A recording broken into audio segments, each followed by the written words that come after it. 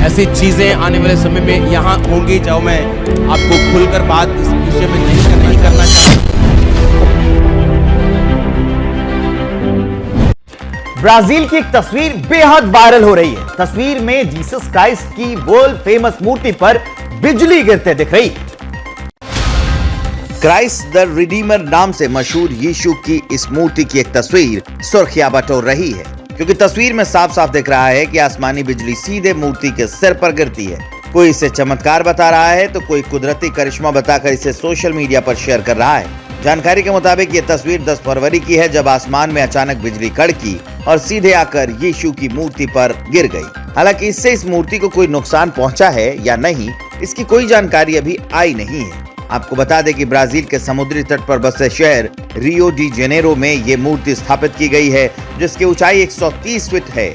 इसका निर्माण 1922 से 1931 के बीच किया गया था। मूर्ति की चौड़ाई 98 फीट और वजन करीब 635 टन है। दुनिया भर से 20 लाख के करीब सैलानी हर साल इस मूर्ति को देखने आते हैं।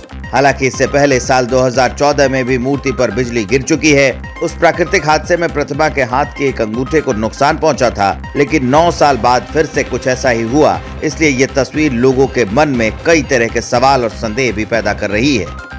ऐसी चीजें आने वाले समय में यहाँ होंगी जो मैं आपको खुलकर बात इस विषय में नहीं करना चाहता, लेकिन वो ऐसी चीजें होंगी, लोग घुटनों पे आएंगे इस देश में भी, ताकि परमेश्वर उनको अपने में लेके आ सके। एटमॉस्फेयर चेंज होगा, क्लाइमेट चेंज होगा, बहुत सी चीजें ऐसी होंगी, लेकिन मैं उनको बोलना नहीं चाहता हूँ।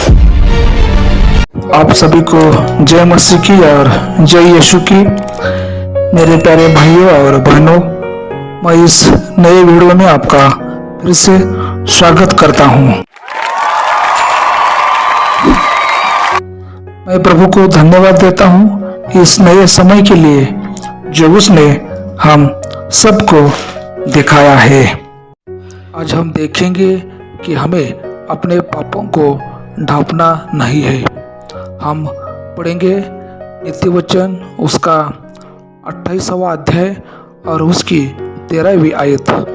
उसमें ऐसा लिखा है, जो अपने अपराध छिपा रखता है उसका कार्य सफल नहीं होता, परंतु जो उसको मान लेता और छोड़ भी देता है उस पर दया की जाएगी।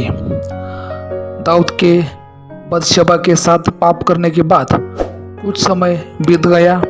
दूसरा शमूएल अध्याय 11 के अंत के बीच और अध्याय 12 की शुरुआत में महीनों की अवधि थी। इस समय तक दाऊद को यकीन हो गया होगा कि वह पाप से दूर हो गया था। उसका पश्चातापी हृदय और अधिक कठोर हो गया होगा। आत्मधोखे की उसकी गहराई वृद्धि हुई होगी। अब तक इसमें परमेश्वर का न्याय का कोई हस्तक्षेप नहीं हुआ था और इन महीनों में दाऊद ने उसके द्वारा किए गए भयानक अपराधों के लिए कभी पश्चाताप नहीं किया। उनकी अंतरात्मा खामोश थी। यह उनकी अवज्ञा से सुस्त था। उसने अवश्य ही बहुत मानसिक पीड़ा सहा होगा, लेकिन उसने पश्चाताप का कोई बाहरी संकेत नहीं दिया। यद्यपि उसका पाप उस पर भारी था। परमेश्वर के वचन अब उसके स्वाद में मीठा नहीं रहेगा। उसका गाना चला गया था। उसे लगा होगा कि परमेश्वर ने उसके पाप को अनदेखा कर दिया है और वे इसे गंभीरता से विचार नहीं किए। परंतु दूसरे शमूएल 12 में हम पढ़ते हैं कि परमेश्वर कितने नाराज थे। परमेश्वर की आंखों ने सचमुच दाऊद का बुरा आचरण देखा था और दैवीय धार्मिकता ने इसे पारित नहीं किया। वे दाऊद के पाप के अंधकारपूर्ण समय में सक्रिय रूप से हस्तक्षेप किए। उन्होंने नातान नबी को एक विशिष्ट उद्देश्य के साथ दाऊद के पास भेजा, दाऊद को पश्चाताप की ओर ले चलने, क्योंकि परमेश्वर ने दाऊद से प्रेम किया और वे नहीं चाहते थे कि वह अपने पाप में नाश हो। प्रिय दोस्तों, हम सभी ने जानबूझकर पाप किया है और उन्हें हमेशा के लिए दफनाने की कोशिश की है, लेकिन हम निश्चित हो सकते हैं कि परमेश्वर आज भी वैसे ही है जैसे वे दाऊद के जीवन में थे। वे हमें हमारे पाप में नहीं छोड़ेंगे।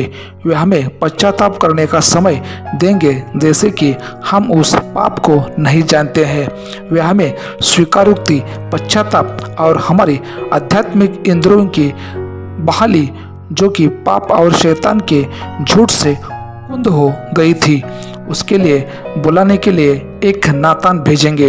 तो आइए हम अपने पापों को ढकने की कोशिश न करें, लेकिन उन्हें परमेश्वर के सामने मान ले, जो सब कुछ जानते हैं। कोई रहस्य उनसे छिपा नहीं जा सकता है। परमेश्वर आप सभी को इस वचन के द्वारा बहुत आशीष दे। अगर हमारा यह वीडियो आपको पसंद आया हो तो ज़रूर कमेंट करके हमें बताना। हमारे इस चैनल को सब्सक्राइब कीजिए और लाइक कीजिए।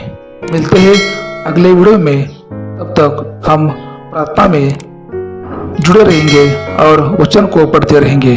परमेश्वर आप सभी को बहुत आशीष दे। आमीन।